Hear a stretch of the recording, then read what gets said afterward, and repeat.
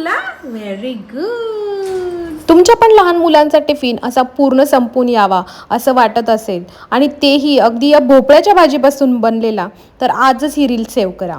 पहिले तर मी भोपळा स्वच्छ धुवून घेतला आणि त्याचे बारीक तुकडे करून मिक्सरमध्ये टाकले. त्यात 2 ते 3 मिरच्या ॲड केला आणि त्याची बारीक पेस्ट करून घेतली.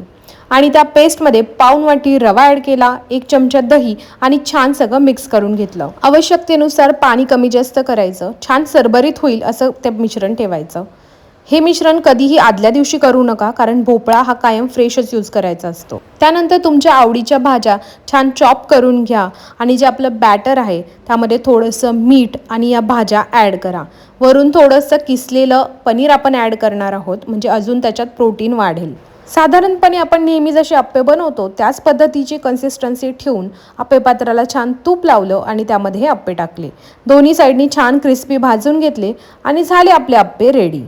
तुम्हाला पाहिजे तसे तुम्ही ते सर्व करू शकता. चटणी, सॉस कशासोबत किंवा नुसते देखील खूप छान लागतात. इथे मी गरम गरमच दाखवते की आतमधनं किती छान सॉफ्ट आहे. हे सगळे कडक बिलकुल नाही, त्यामुळे खायला देखील खूप छान लागतात.